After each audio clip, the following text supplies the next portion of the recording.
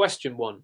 Biochemistry and molecular biology. A researcher is studying a rare genetic disorder characterized by the accumulation of long-chain fatty acids in the peroxisomes of affected individuals. The disorder is caused by a mutation in a gene encoding an enzyme involved in base oxidation. Which of the following processes is most likely impaired in patients with this condition? A. Oxidative phosphorylation in the mitochondria. B. Breakdown of branched-chain amino acids. C. Degradation of very long-chain fatty acids. D. Conversion of pyruvate to acetyl-CoA. Answer. C. Degradation of very long-chain fatty acids. Explanation. The condition described is likely X-linked adrenoleukodystrophy caused by a defect in the AB gene responsible for transporting very long-chain fatty acids VSFAs into peroxisomes. Peroxisomes play a crucial role in the beta oxidation of VSE-Fas, a process distinct from mitochondrial beta oxidation, which handles shorter fatty acid chains. Option A. Incorrect. Oxidative phosphorylation occurs in mitochondria and is not directly related to VSE-Fa degradation. Option B. Incorrect. The breakdown of branched-chain amino acids occurs via different enzymatic pathways in mitochondria. Option C. Correct. The accumulation of VSE-Fas indicates impaired peroxisomal beta oxidation. Option D. Incorrect. Conversion of pyruvate to acetyl-CoA is mediated by pyruvate dehydrogenase in mitochondria and is unrelated to peroxisomal function. Relevant guidelines laws. Understanding metabolic pathways and enzyme defects is critical in diagnosing and managing metabolic disorders. Genetic counseling and newborn screening are recommended for early detection and intervention. Question 2. Scenario-based question, physiology. Dr. Patel is treating a 35-year-old male presenting with sudden chest pain, shortness of breath, and a rapid heart rate. The patient has a history of hypertension and smokes 1 pack of cigarettes per day. It reveals segment elevation neuromentomna and F, which artery is most likely occluded, causing this presentation. A. Left anterior descending artery. B. Right coronary artery. C. Left circumflex artery. D. Posterior descending artery. Answer. B. Right coronary artery. Explanation. The segment elevation in neuromentum and F suggests an inferior wall myocardial infarction, which is typically caused by occlusion of the right coronary artery, RCA. Option A. Incorrect. The left anterior descending artery supplies the anterior wall and septum, reflected in elevation in precordial leads, VVV. Option B. Correct. The RCA supplies the inferior wall, reflected in neuromentomna and F. Option C. Incorrect. The left circumflex artery supplies the lateral wall and is associated with elevation in lateral leads, IAVA, VV6. Option D. Incorrect. The posterior descending artery, often a branch of the RCA, supplies the posterior heart but does not primarily cause the described changes. Relevant guidelines laws. Prompt recognition and management of myocardial infarction are guided by the American Heart Association, AHA, guidelines emphasizing early reperfusion therapy such as percutaneous coronary intervention ECI or thrombolysis. Question 3. Pharmacology. A 60-year-old patient with a history of atrial fibrillation is started on warfarin therapy for stroke prevention. The physician explains that certain foods and medications can affect warfarin's effectiveness. Which of the following mechanisms most likely explains the reduced efficacy of warfarin when the patient increases their intake of leafy green vegetables? A. Increased hepatic metabolism of warfarin. B. Reduced absorption of warfarin in the gastrointestinal tract. C. Antagonism of warfarin by high dietary vitamin K intake. D. Competitive inhibition of warfarin at its receptor sites. Answer. C. Antagonism of warfarin by high dietary vitamin K intake. Explanation. Warfarin works by inhibiting vitamin K-dependent clotting factors Roman-S. High intake of dietary vitamin K found in leafy greens like spinach and kale counteracts warfarin's effect, reducing its anticoagulant efficacy. Option A. Incorrect. Hepatic metabolism of warfarin is affected by cytochrome P inducers or inhibitors, not dietary vitamin K. Option B. Incorrect. Warfarin absorption is not influenced by vitamin K intake. Option C. Correct. Vitamin K intake can replenish clotting factors, antagonizing warfarin. Option D. Incorrect. Warfarin does not act via competitive inhibition at receptor sites. Relevant guidelines laws. Management of patients on anticoagulants like warfarin involves dietary counseling and regular monitoring of the International Normalized Ratio as per the American College of Chest Physicians Act guidelines. Question 4. Immunology. A 25-year-old woman presents with fatigue, joint pain, and a rash on her cheeks that worsens with sun exposure. Laboratory tests reveal positive anti-nuclear antibodies on and DNA antibodies. Which of the following immune mechanisms best explains the pathogenesis of her condition? A. T-cell mediated destruction of epithelial cells. B. Immune complex deposition and complement activation. C. Direct cytotoxicity mediated by natural killer NK cells. D. IgE-mediated hypersensitivity reaction. Answer. B. Immune complex deposition and complement activation. Explanation. The patient's symptoms and serology are consistent with systemic lupus erythematosus, SLE. SLE is an autoimmune disease characterized by the formation of immune complexes, antigen-antibody complexes, that deposit in various tissues, leading to inflammation and damage through complement activation. Option A, incorrect. T-cell mediated destruction occurs in conditions like type 1 diabetes or Hashimoto's thyroiditis, not SLE. Option B, correct. SLE involves immune complexes e.g. DNA antibodies binding to nuclear antigens and complement activation, causing tissue injury. Option C, incorrect. NK cell-mediated cytotoxicity is more relevant in viral infections and some cancers. Option D, incorrect. IgE-mediated hypersensitivity occurs in allergic reactions, such as asthma or anaphylaxis, not autoimmune diseases like SLE. Relevant guideline source. The American College of Rheumatology (ACA) provides criteria for diagnosing SLE, emphasizing clinical symptoms and serologic markers. Early diagnosis is essential for management and prevention of organ damage. Question 5. Scenario-based question. Neuroanatomy. Dr. Kim is treating a 45-year-old male patient who presents with right-sided weakness, slurred speech, and a right-sided facial droop. The symptoms began abruptly 3 hours ago.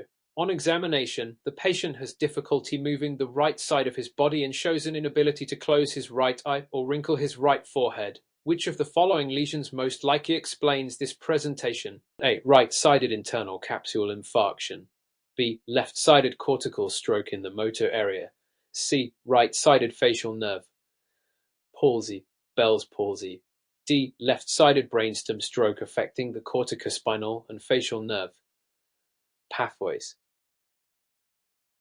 Answer. D. Left-sided brainstem stroke affecting the corticospinal and facial nerve pathways. Explanation. The combination of hemiplesis, right-sided weakness, and facial droop with forehead involvement suggests a lesion in the brainstem on the contralateral side, the corticospinal tract motor pathway, and the facial nerve nucleus are located in the brainstem, and their disruption explains the motor and cranial nerve deficits. Option A, incorrect.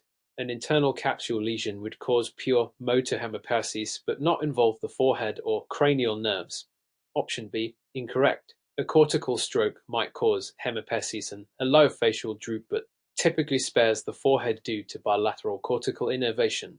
Option C, incorrect. Bell's palsy causes ipsilateral facial paralysis but does not affect the motor pathway to the limbs. Option D, correct. Brainstem stroke e.g. affecting the pons disrupts both the corticospinal tract, causing hemiparesis, and the facial nerve pathways, leading to complete facial paralysis. Relevant guidelines laws. The American Stroke Association emphasizes the importance of identifying stroke symptoms early and initiating treatments like thrombolysis within the therapeutic window. Question 6. Pathology. A biopsy from a 60-year-old patient with progressive jaundice and unintentional weight loss reveals irregular glandular structures surrounded by a desmoplastic stroma. The tumor is positive for 199 on laboratory testing. Which of the following is the most likely diagnosis? A. Cholangiocarcinoma. B. Hepatocellular carcinoma. C. Pancreatic adenocarcinoma. D. Metastatic colorectal cancer. Answer. C. Pancreatic adenocarcinoma. Explanation. The clinical presentation and biopsy findings are characteristic of pancreatic adenocarcinoma, a malignancy associated with poor prognosis. The presence of desmoplastic stroma, dense fibrous tissue, and 199 positivity further support the diagnosis. Option A, incorrect. Cholangiocarcinoma bile duct cancer can present with jaundice but typically involves different histological features and lacks the characteristic glandular structures of pancreatic adenocarcinoma. Option B, incorrect. Hepatocellular carcinoma arises in the liver and is associated with markers like alpha-fetoprotein AF, not 199. Option C, correct. Pancreatic adenocarcinoma commonly presents with jaundice, weight loss, and elevated 199. Histology shows glandular structures and desmoplastic reaction. Option D, incorrect. Metastatic colorectal cancer can involve the pancreas but typically arises with a known primary tumor and different clinical markers e.g. relevant guidelines laws. The National Comprehensive Cancer Network (SEN) recommends using tumor markers like 199 for monitoring pancreatic cancer. Early detection remains critical but challenging due to non-specific symptoms. Question 7. Pharmacology. A 32-year-old male with a history of epilepsy presents for medication adjustment due to frequent partial seizures. He is currently on carbamazepine. His physician decides to add a second-generation antiepileptic drug to his regimen. Which of the following medications is most appropriate for adjunct therapy? A. Phenytoin, B. Lamotrigine, C. Phenobarbital, D. Valproic acid. Answer: B. Lamotrigine. Explanation: Lamotrigine is a second-generation antiepileptic drug with a broad spectrum of activity. It is effective for focal seizures and can be used as adjunctive therapy for patients already on carbamazepine. Option A, incorrect. Phenytoin is a first-generation antiepileptic and may not be the best choice due to potential side effects and drug interactions with carbamazepine. Option B, correct. Lamotrigine is well tolerated, effective for partial seizures, and has fewer drug interactions compared to older antiepileptics. Option C, incorrect. Phenobarbital is rarely used as a first-line or adjunctive treatment due to sedative effects and a less favorable side effect profile. Option D, incorrect. Valproic acid has a broader spectrum but may not be preferred due to potential interactions and side effects such as hepatotoxicity and teratogenicity. Relevant guideline source: the International League Against Epilepsy (ILE) recommends individualized treatment plans for epilepsy based on seizure type and patient-specific factors. Question 8. Biochemistry. Which of the following enzymes is most likely deficient in a patient with hypoglycemia, lactic acidosis, hyperlipidemia, and hepatomegaly? A. Glucose 6-phosphatase, B. Pyruvate kinase, C. Glycogen phosphorylase, D. Fructose 16-bisphosphatase. Answer: A. Glucose 6-phosphatase. Explanation: the clinical features are consistent with von Gierke disease, glycogen storage disease type I, caused by a deficiency of glucose 6-phosphatase. This enzyme is necessary for the final step of glycogenolysis and gluconeogenesis, and its absence leads to glycogen accumulation, hypoglycemia, and lactic acidosis. Option A, correct. Glucose 6-phosphatase deficiency results in impaired glucose production and accumulation of glycogen in the liver. Option B, incorrect. Pyruvate kinase deficiency causes hemolytic anemia, not the features described here. Option C, incorrect. Glycogen phosphorylase deficiency, G. Mecardle disease, affects muscle glycogen breakdown, leading to exercise intolerance, not hypoglycemia or lactic acidosis. Option D, incorrect. Fructose 16-bisphosphatase deficiency affects gluconeogenesis but does not cause glycogen accumulation or hepatomegaly. Relevant guidelines laws. Management guidelines for glycogen storage diseases emphasize dietary interventions such as frequent meals and cornstarch supplementation to maintain blood glucose levels. Question 9. Pathophysiology. A 58-year-old male with a history of hypertension and hyperlipidemia presents with sudden onset chest pain radiating to his back. His blood pressure is 100 to 110 mmHg in the left arm and 150 to 100 mmHg in the right arm. A chest X-ray reveals a widened mediastinum. Weighs the most likely diagnosis? A. Acute myocardial infarction, B. Aortic dissection, C. Pulmonary embolism, D. Tension pneumothorax.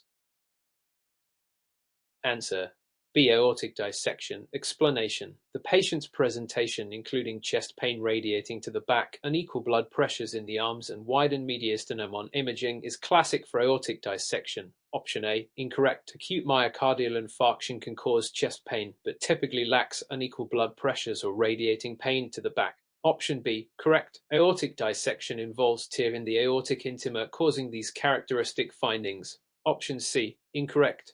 Pulmonary embolism presents with pleurisy chest pain and dyspnea but does not cause unequal arm blood pressures or widen mediastinum. Option D, incorrect. Tension pneumothorax causes hypotension, tracheal deviation, and decreased breath sounds which are not described here. Relevant guidelines laws. The American Heart Association (AHA) recommends immediate imaging, e.g. CT angiography for suspected aortic dissection to confirm the diagnosis and guide management. Question 10. Microbiology. A patient presents with fever, headache, neck stiffness, and a purpuric rash. Blood cultures grow gram-negative diplococci. Which of the following virulence factors is most critical in the pathogenesis of this infection? A. Capsule. B. Exotoxin production. C. Pili. D. Endotoxin LPS. Answer A. Capsule explanation. The described presentation suggests Neisseria meningitidis infection, which can cause meningitis and septicemia. The capsule is a major virulence factor that prevents phagocytosis, allowing the bacteria to evade the host immune response and disseminate. Option A, correct. The capsule is critical for N. meningitidis survival in the bloodstream. Option B, incorrect. Exotoxins are not the primary virulence factor for N. meningitidis. Option C, incorrect. Pili facilitate attachment to host cells but are less important in systemic disease progression. Option D, incorrect. Endotoxin, lipopolysaccharide LPS contributes to the inflammatory response but is not the primary virulence factor. Relevant guidelines laws. Vaccination against N. meningitidis (G) with the meningococcal conjugate vaccine is a key preventive measure, particularly for high-risk populations. Question 11. Neuroanatomy. A 65-year-old male with a history of hypertension presents with weakness in his right arm and leg. Neurological examination reveals a positive Babinski sign on the right side and hyperreflexia in the right upper and lower extremities. His speech is mildly slurred, but he is otherwise alert and oriented. AK of the brain reveals an infarct in the left middle cerebral artery territory. Which of the following explains the neurological findings? A. Damage to the corticospinal tract. B. Damage to the spinothalamic tract. C. Damage to the trigeminal nerve. D. Damage to the optic nerve. Answer A. Damage to the corticospinal tract. Explanation. The patient's symptoms, including right-sided weakness, hemiparesis, hyperreflexia, and the positive Babinski sign, are consistent with damage to the corticospinal tract. This tract, responsible for voluntary motor control, is located in the pyramidal tract, which crosses at the level of the medulla, leading to contralateral motor deficits. The infarct in the left middle cerebral artery territory affects motor function on the opposite right side of the body. Option A, correct. The corticospinal tract is responsible for motor control, and damage to this tract results in the motor deficit seen in the patient. Option B, incorrect. The spinothalamic tract transmits pain and temperature sensation, not motor function, and would typically cause sensory loss, not motor deficits. Option C, incorrect. Damage to the trigeminal nerve would result in facial sensory loss and motor deficits affecting the muscles of mastication, not the hemiparesis described here. Option D, incorrect. Damage to the optic nerve would affect vision, not motor function, or the reflexes observed in this case. Relevant guidelines laws. CT scan MRI is typically used to assess brain lesions in patients presenting with acute neurological deficits. Diagnosis of stroke is confirmed through neuroimaging, and management often includes thrombolytics or anticoagulation therapy based on the type of stroke. Question 12. Immunology. A 5-year-old child presents with chronic diarrhea, recurrent infections, and failure to thrive. Laboratory tests reveal low immunoglobulin IgM and Ig levels. The patient is diagnosed with a primary immunodeficiency disorder. Which of the following is the most likely underlying defect? A. Impaired T-cell function. B. Impaired B-cell function. C. Defective phagocyte function. D. Abnormal complement activity.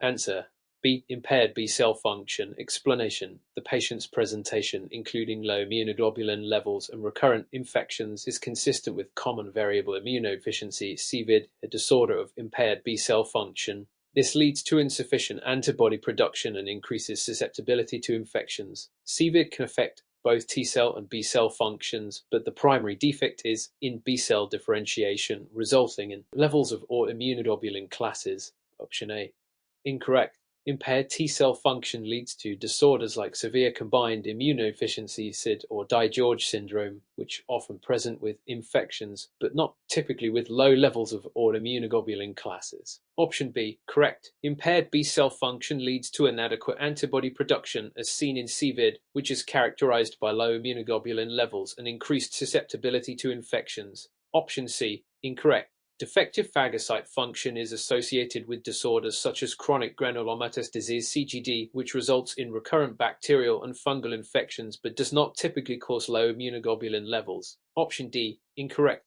Normal complement activity can lead to increased susceptibility to infections, particularly encapsulated bacteria, but does not typically cause generalized immunoglobulin deficiencies. Relevant guidelines laws.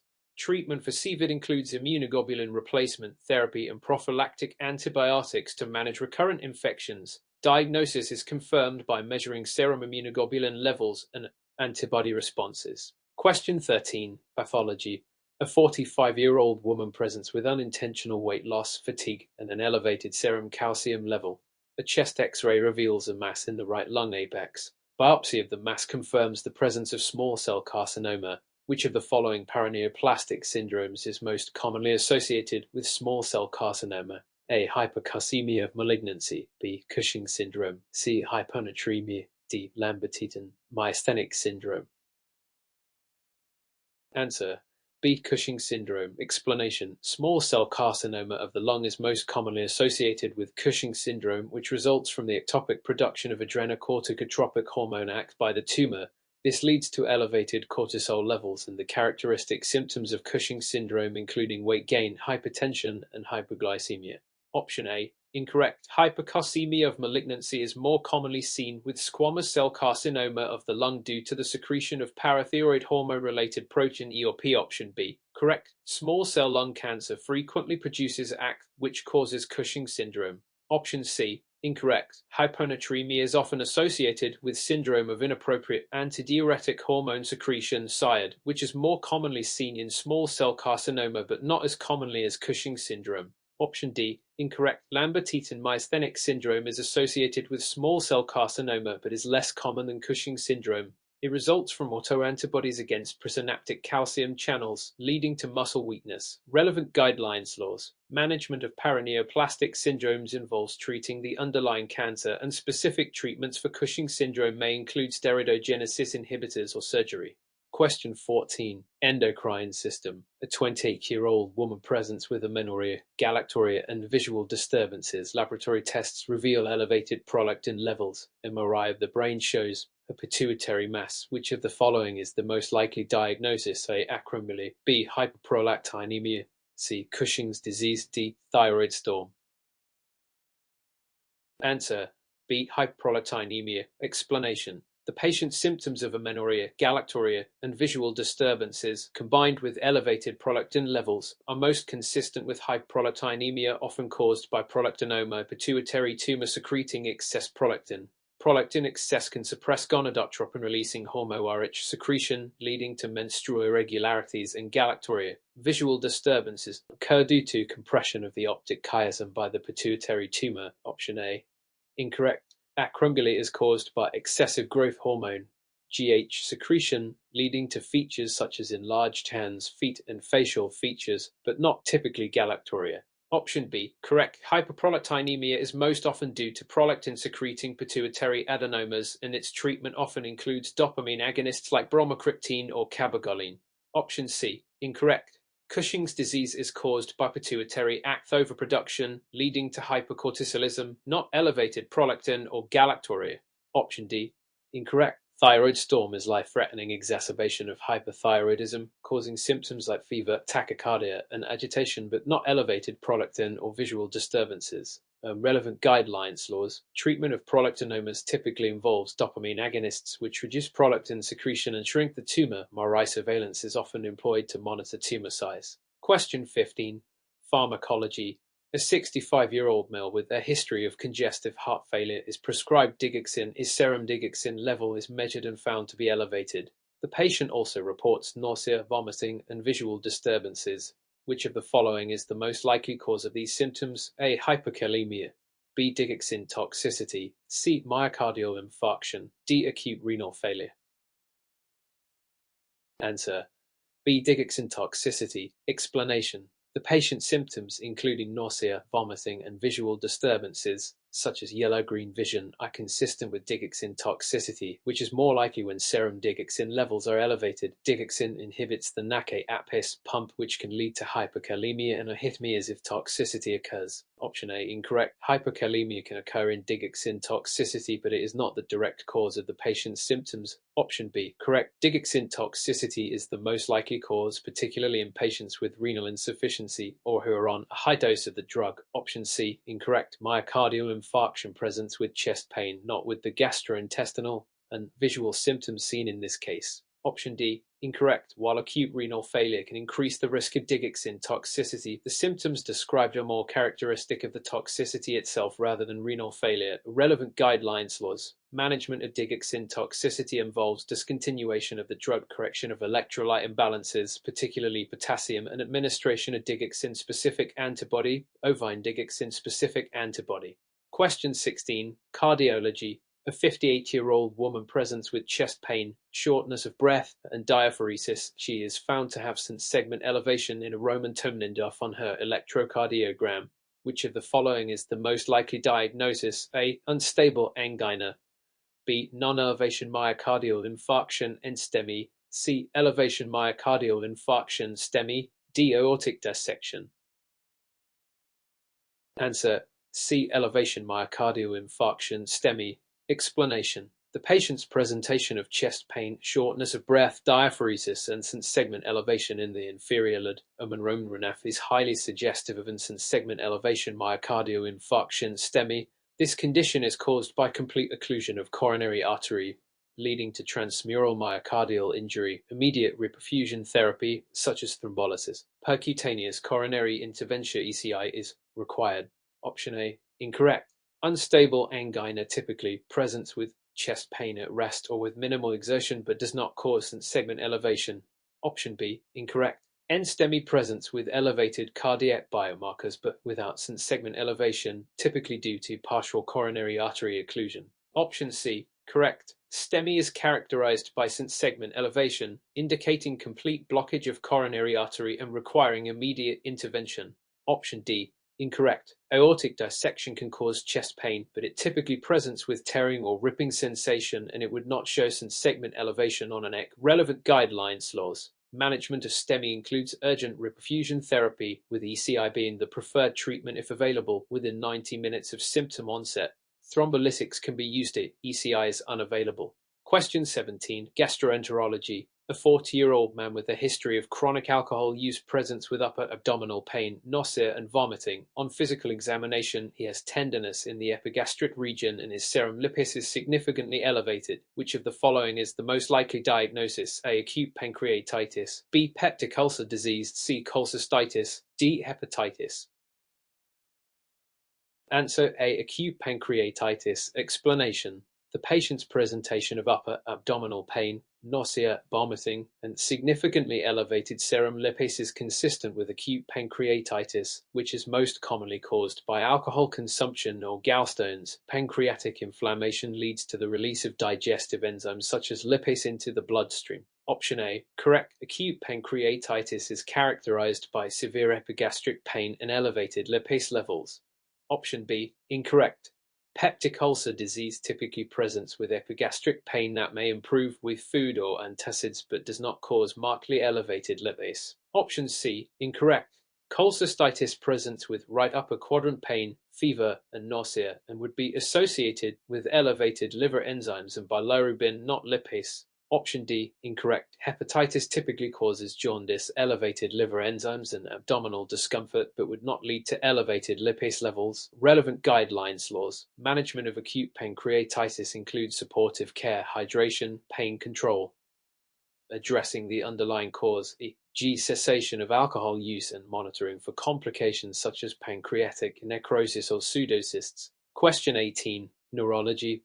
A 70-year-old woman presents with progressive difficulty walking, a shuffling gait, and postural instability. She also has resting tremor and bradykinesia. Which of the following is the most likely diagnosis? A. Multiple sclerosis. B. Parkinson's disease. C. Alzheimer's disease. D. Amyotrophic lateral sclerosis. ALS. Answer: B. Parkinson's disease. Explanation: the patient's progressive difficulty walking, shuffling gait, postural instability, resting, tremor, and bradykinesia are classic signs of Parkinson's disease, neurodegenerative disorder caused by the degeneration of dopaminergic neurons in the substantia nigra.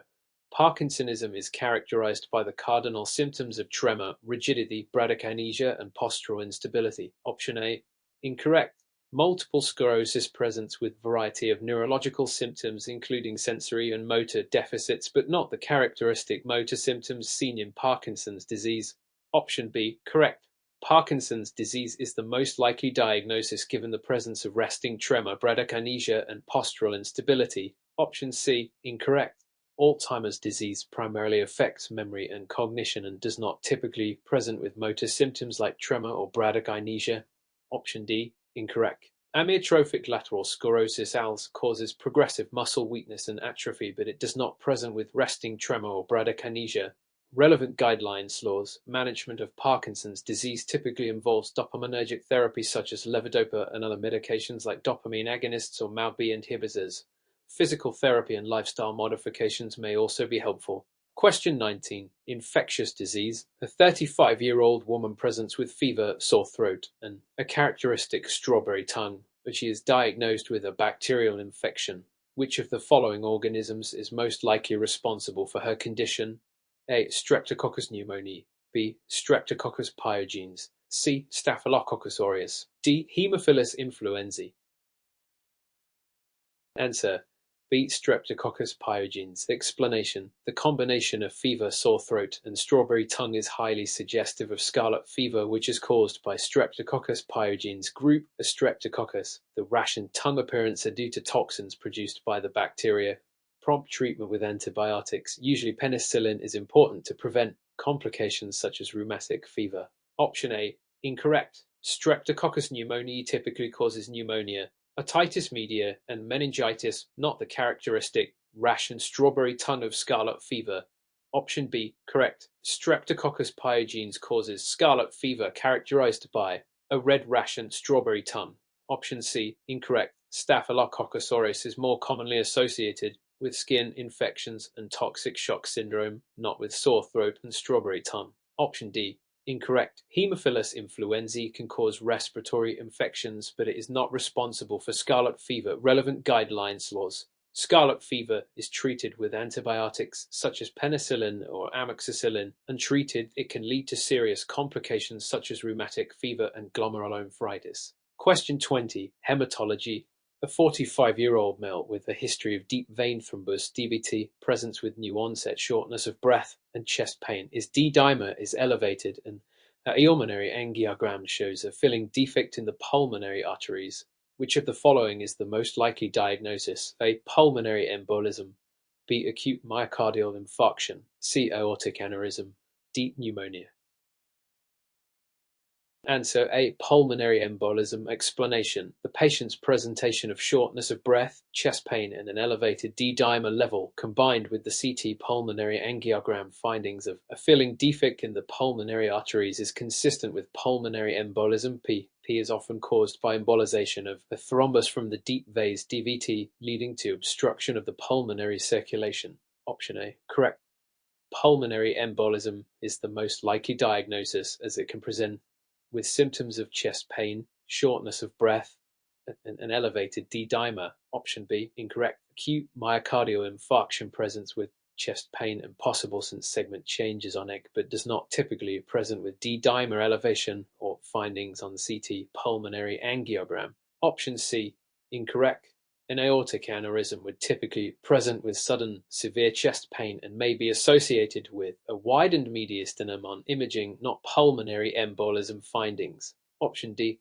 Incorrect. Pneumonia presents with fever, cough, and respiratory distress, but is not associated with a filling defect on CT pulmonary angiogram. Relevant guidelines laws. Management of pulmonary embolism includes anticoagulation therapy, G-heparin, warfarin, and thrombolytics, or surgical embolectomy in severe cases. A pulmonary embolism scoring system G. Well score can help guide treatment decisions. Question 21. Endocrinology. A 50-year-old woman presents with weight gain, fatigue, and cold intolerance. On examination, she has dry skin, a puffy face, and delayed reflexes. Her thyroid function tests reveal elevated TH and low free. Which of the following is the most likely diagnosis? A. Hypothyroidism. B. Hypothyroidism. C. Graves' disease. D. Hashimoto's thyroiditis. Answer: B. Hypothyroidism. Explanation: the patient's symptoms of weight gain, fatigue, cold intolerance, dry skin, and puffy face, along with elevated TH and low free, suggest hypothyroidism. This condition is characterized by insufficient thyroid hormone production, leading to the clinical features of low metabolism. Option A. Incorrect. Hypothyroidism would present with weight loss, increased heart rate, heat intolerance, and suppressed TH, not elevated TH and LH. Option B. Correct. Hypothyroidism is characterized by elevated TH due to lack of feedback inhibition and LH levels. Option C. Incorrect. Graves' disease is a form of hypothyroidism and would present with low TSH and height. Option D. Incorrect. Hashimoto's thyroiditis is a common cause of hypothyroidism but is specifically an autoimmune condition characterized by thyroid destruction. Relevant guidelines laws. Management of hypothyroidism typically involves thyroid hormone replacement with levothyroxine. Question 22. Rheumatology. A 30-year-old woman presents with joint pain, stiffness, and swelling in the hands, wrists, and knees. She also reports morning stiffness lasting over an hour. Rheumatoid factor (RF) and anti-citrullinated protein antibody (ACPA) positive. Which of the following is the most likely diagnosis? A. Systemic lupus erythematosus. B. Osteoarthritis. C. Rheumatoid arthritis. D. Psoriatic arthritis. Answer: C. Rheumatoid arthritis. Explanation: the patient's joint pain, stiffness, and swelling in the hands, wrists, and knees, along with morning stiffness lasting over an hour, and positive rheumatoid factor (RF) and anti-citrullinated protein antibody (ACPA) are characteristic of rheumatoid arthritis. RA is an autoimmune disease that primarily affects synovial joints, leading to chronic inflammation. Option A. Incorrect. Systemic lupus erythematosus (SLE) can cause joint symptoms but typically involves a more varied presentation, including skin, rash, and kidney involvement. Option B. Incorrect. Osteoarthritis typically causes joint pain and stiffness, especially after activity, but is not associated with positive RF or ACPA. Option C. Correct. Rheumatoid arthritis is the most likely diagnosis, characterized by symmetric joint involvement, prolonged morning stiffness, and the presence of RF and ACPA. Option D. Incorrect. Psoriatic arthritis can involve the joints but is associated with a history of psoriasis and is less likely to have positive RF and ACPA. Relevant guidelines laws. Management of RA includes disease-modifying antihemotic drugs, DMARDs such as methotrexate, and biologics like TNF inhibitors. Early intervention can prevent joint damage. Question 23. Pulmonology. A 55-year-old man with a 40-year history of smoking presents with a persistent cough, shortness of breath, and wheezing. On examination, he has a prolonged expiratory phase and decreased breath sounds in both lungs. His chest X-ray shows hyperinflation and a flattened diaphragm. Which of the following is the most likely diagnosis? A. Chronic bronchitis. B. Emphysema. C. Asthma. D. Pneumonia. Answer: B. Emphysema. Explanation: the patient's smoking history, persistent cough, shortness of breath, wheezing, and findings of hyperinflation and a flattened diaphragm on chest X-ray suggest emphysema, a type of chronic obstructive pulmonary disease. COPD. Emphysema involves the destruction of the alveolar walls, leading to impaired gas exchange and air trapping. Option A. Incorrect. Chronic bronchitis is characterized by chronic cough and sputum production but would not show the significant hyperinflation or flattened diaphragm seen in emphysema. Option B. Correct. Emphysema, a form of COPD, presents with shortness of breath, wheezing, and chest X-ray findings of hyperinflation and flattened diaphragm. Option C. Incorrect. Asthma typically presents with intermittent wheezing, especially in response to triggers, and would not show the chronic changes seen in emphysema. Option D. Incorrect.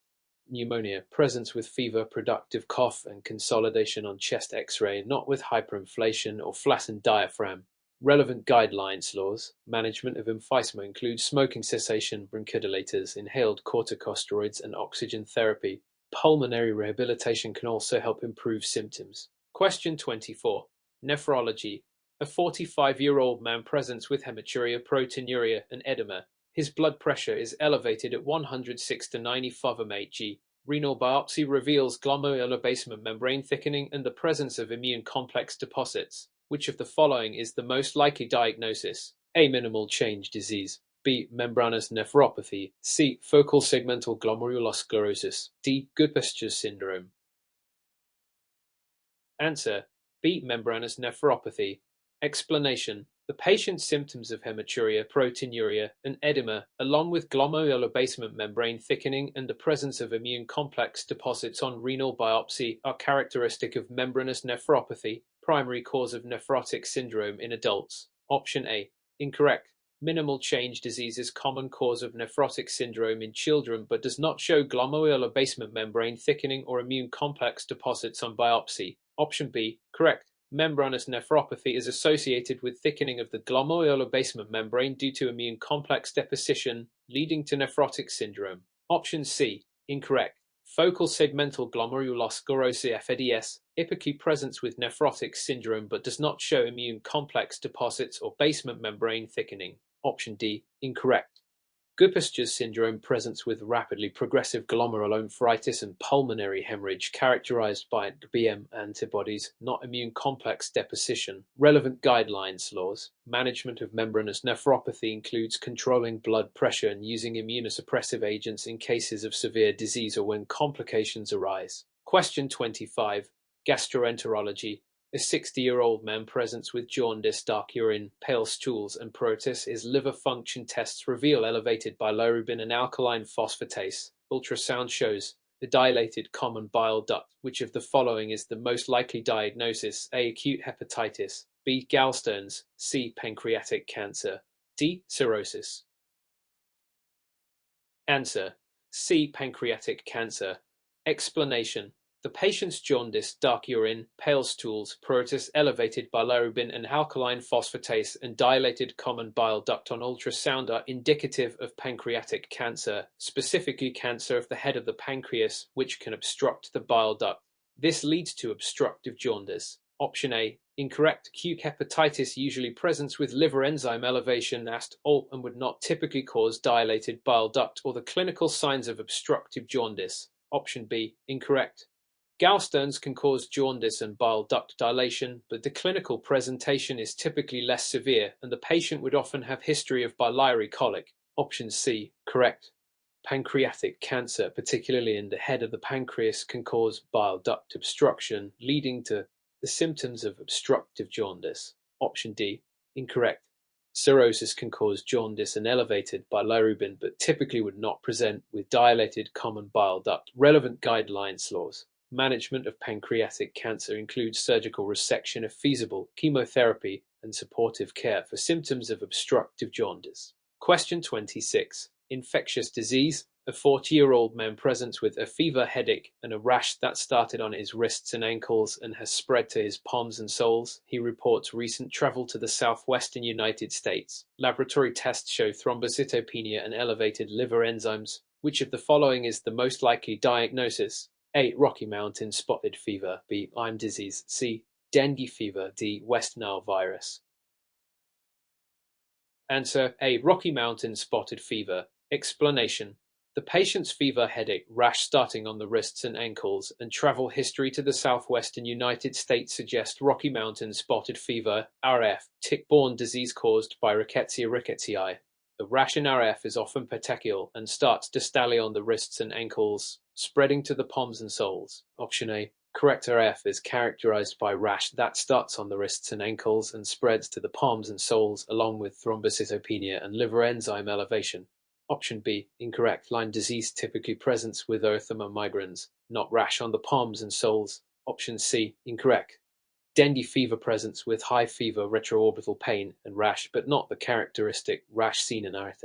Option D. Incorrect. West Nile virus typically presents with fever, encephalitis, or meningitis, but it does not cause rash that affects the palms and soles. Relevant guidelines: RF is treated with doxycycline, and early treatment is crucial to prevent severe complications. Question 27.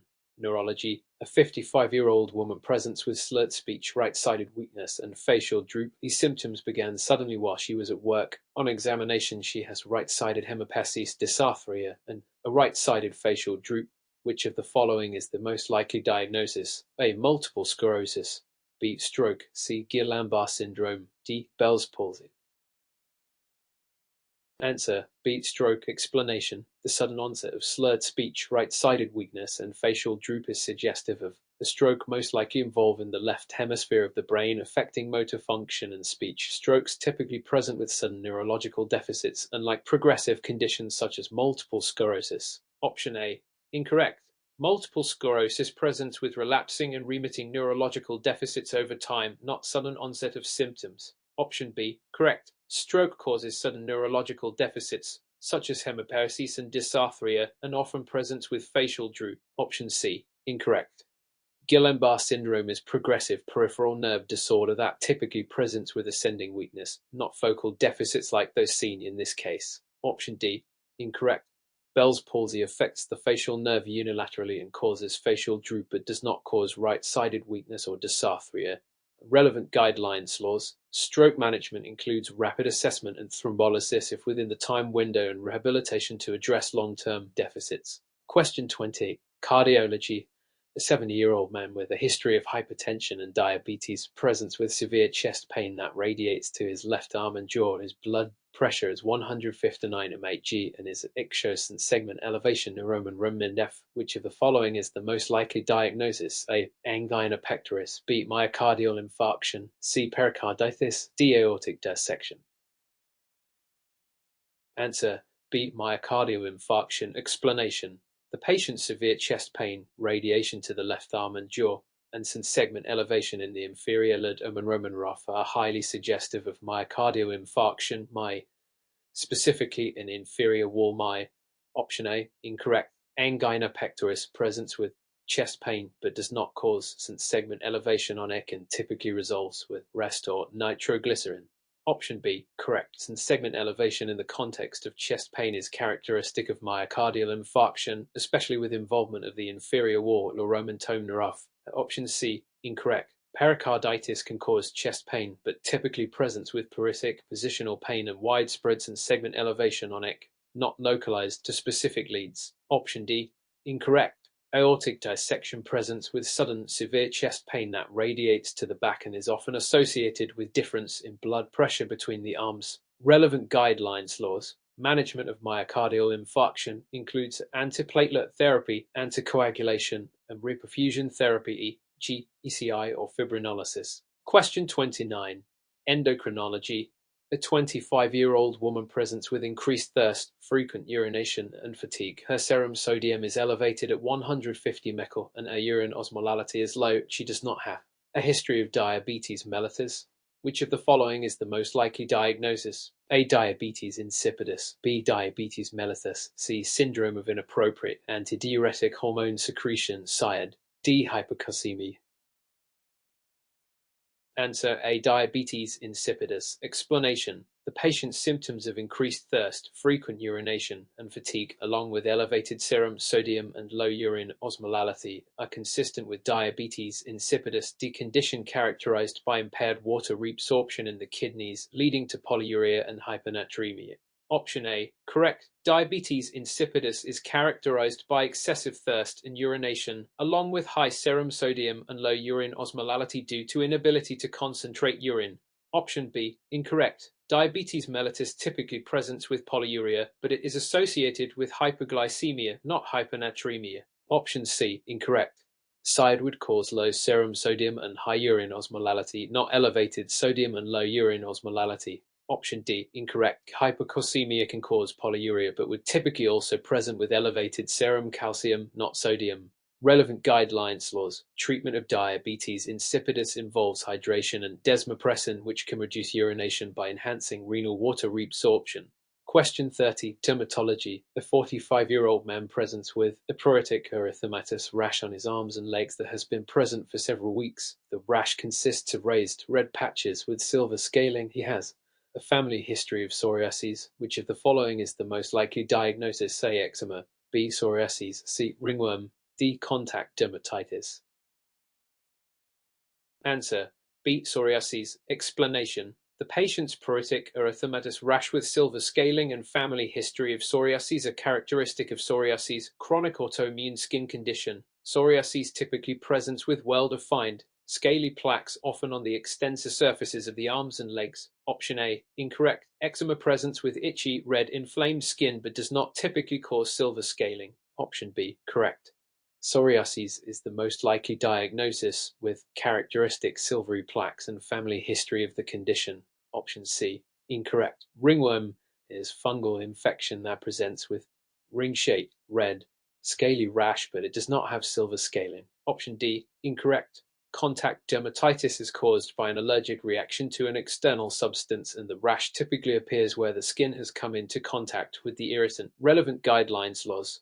Psoriasis treatment includes topical corticosteroids, vitamin D analogues, and systemic therapies for severe cases.